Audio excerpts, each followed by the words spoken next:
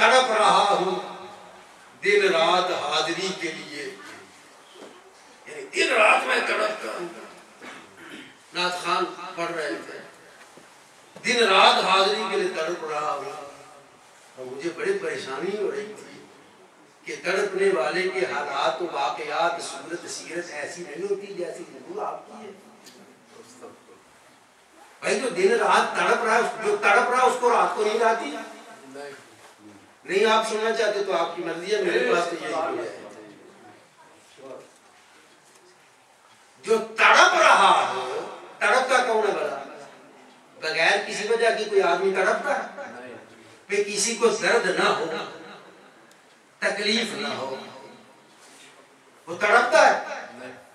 اور بغیر وجہ سے تڑپے تو وہ کوئی تڑپنا ہے, وہ تو منافق ہے, ریاکار ہے نا, ڈرامہ کرتا ہے نا.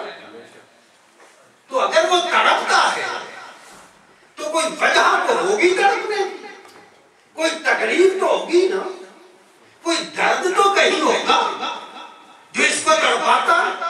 اور درد ہو تو پھر نیند نہیں دوستو آتی. درد ہو نا تو نیند نہیں آتی, تکلیف ہو تو نیند نہیں آتی, بے چینیاں ہوتی ہیں, بے قراریاں ہوتی ہیں, بے سکونیاں ہوتی ہیں. اور پھر دم دم لفظ لفظ کے ساتھ محبوب کا نام نکلتا ہے.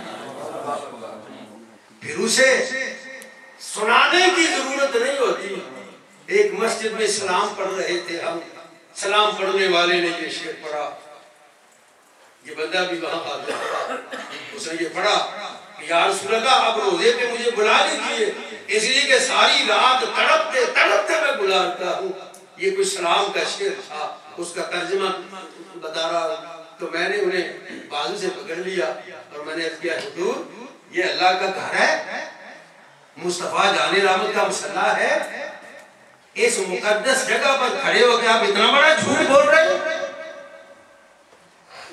اتنا جھوٹ اللہ کے گھر میں, رسول علیہ السلام کے مصلی پر. تم رات ایمان سے بتاؤ تڑپ کے گزارتے ہو یا ٹی وی دیکھ کے گزارتے ہو؟ تمہاری راتیں کہاں گزرتی ہیں؟ ایسا نہیں کرو, ایسا. اب دیکھیں رسول کی بارگاہ میں حاضری کی تمنا بڑی بڑی اعلیٰ, اس سے بڑی تمنا ہو کیا ہوگا. رسول کی بارگاہ میں جانا خدا کی بارگاہ میں جانا ہے نا.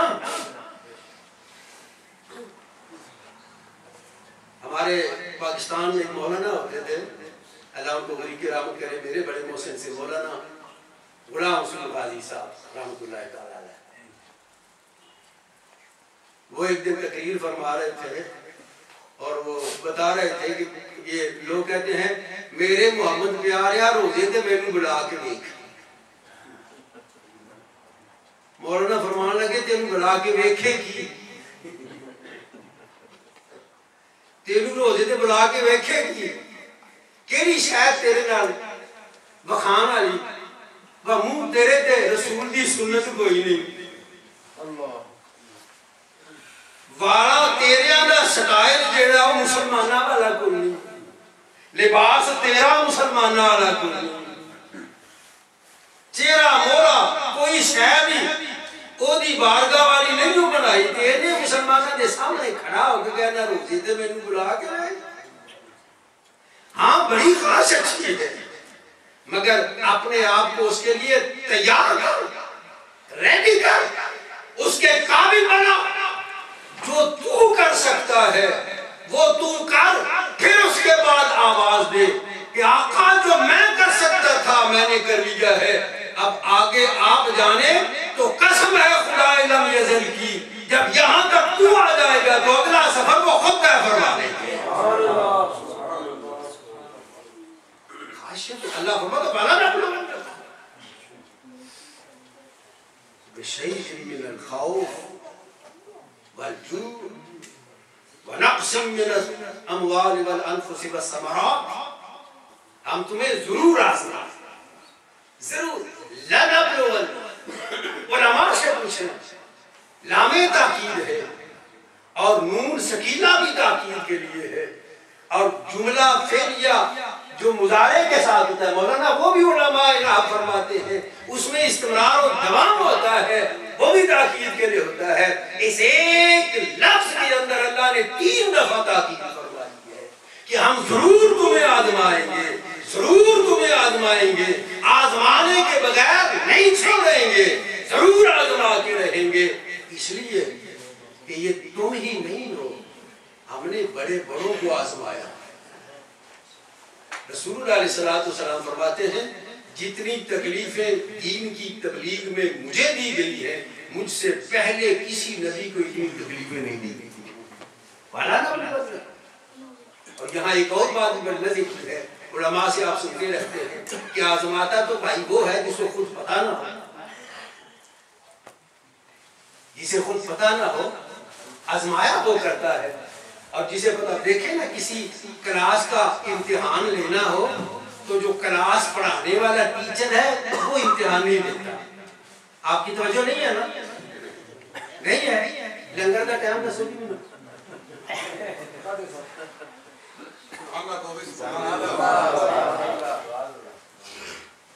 مطلب کہ اوکھے ہو یہ سوکھے ہو میں شدنا تو نہیں ہے، اچھا ہے کسی اللہ تعاون کرو جی کو گل پسند آ جائے۔ ویسے اللہ کی قسم ہے نہ کوئی گل میں اپنے باپ دی نہیں جے گا ہے نا، نہ میں اپنی گل نہ اپنے خاندان دی اپنے برا ساریاں گلاں خدا دیاں نے یا مصطفیٰ تے جس بندے نو خدا رسول دی گل سن کے ذوق نہیں نہ آوندا وہ ذرا اپنے مان پھول پھال کے ٹو ٹا کے دیکھیو کہ ڈاک موٹا ہے یا یہ آزمائش ہے۔ عرض کر رہا تھا کہ کلاس کا امتحان لینا ہو تو کلاس پڑھانے والے ٹیچر کو اس کے امتحان لینے پر متعین نہیں کیا جاتا، کوئی ایسا غیر جانبدار نیوٹرل بلایا جاتا ہے جس کو کلاس کے بچوں کی ذہنی سطح کا کوئی علم نہ ہو، استاد نے ان کو پڑھایا کیا ہے اس کے بارے میں وہ کچھ نہ جانتا ہو، کس بچے کی کتنی قابلیت ہے وہ اس سے کچھ واقف نہ ہو، اسے بلایا جاتا ہے اور پھر وہ جو کچھ دیکھتا ہے اس کے مطابق نمبر لگاتا جاتا ہے۔ دوستان گرامی رب العالمین تو عالم الغیب والشہادہ علیم میں ذات الصدور ہے، پھر وہ کہتا میں آزماؤں گا ضرور، اے اللہ تجھے آزمانے کی کیا ضرورت ہے، تو دیکھ رہا ہے ہم جس پانی میں ہیں، ہم جس لیول کے ہیں، ہم جس سطح کے ہیں، تو جانتا ہے، تو ہمیں بغیر آزمانے کے ہمارے قابلیت کے ہمارے اعمال کے ہمارے افعال کے مطابق نمبر عطا فرما دے۔ فرمایا میں تو جانتا ہوں مگر یہ دنیا تو نہیں نہ جانتی، میں تو جانتا ہوں، میں آزماؤں گا اور لوگوں کو دکھاؤں گا کہ دیکھ لو یہ ہے وہ میرا بندہ کہ میں نے جو قربانی اس سے مانگی تھی اس نے بغیر کسی چیز کو چرا کے پیش کر دی، دیکھ لو اس بندے کو۔ یا اللہ تو دکھاتا کیوں دکھاتا ہے؟ ضرورت اس کی کیا ہے؟ اور میں اس لیے دکھاتا ہوں کہ جس راستے پر یہ چلا ہے نا تم بھی اس پر چل پڑو، توجہ نہیں ہے، جس راستے پر یہ چلا تمہیں دکھا اس لیے رہا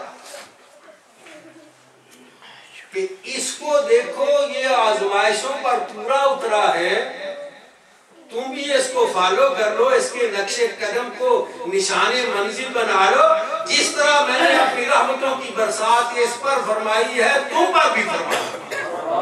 وَلَنَبْلُوَنَّكُمْ بِشَيْءٍ مِّنَ الْخَوْفِ وَالْجُوعِ وَنَقْصٍ مِّنَ الْأَمْوَالِ وَالْأَنفُسِ وَالثَّمَرَاتِ، مالوں سے، جانوں سے، اولادوں سے، کھیتیوں سے، آبوں سے، تجارت سے، تمام چیزوں سے، بھوک اور پیاس کے ساتھ تمہیں آزماؤں گا۔ بشر الصابرین، اور اے محبوب صلی اللہ علیہ وسلم ایک اور بات یہاں نکتے کی عرض کروں، پتہ نہیں آپ کے نزدیک وہ نکتہ ہوگا یا نہ ہوگا مگر میں اس کو نکتہ سمجھتا ہوں۔ بات پہلے یہ ہو رہی تھی اللہ کی اور اللہ کے بندوں کی، اللہ آزمائش لینا چاہتا ہے، بندوں کو آزمائش میں ڈالنا چاہتا ہے اور یہ فرمانا چاہتا ہے جو آزمائشوں میں پورا اترے گا میں اس کو قبول فرما لوں گا، اور اس کے بعد بھی ان بندوں پر اپنے انعامات و اکرام کی انعام کی بارش کا تذکرہ ہے، اور درمیان میں ایک سیغہ آ گیا وبشر، وبشر صابرین، اور اے محبوب تو ان کو بشارت عطا فرما دے۔ بات بندوں کی تھی، بندوں کے خالق کی تھی، عابدوں کی تھی، معبود کی تھی، ساجدوں کی تھی، مسجود کی تھی، مملوکوں کی تھی، مالک کی تھی، مرزوقوں کی تھی، رازق کی تھی،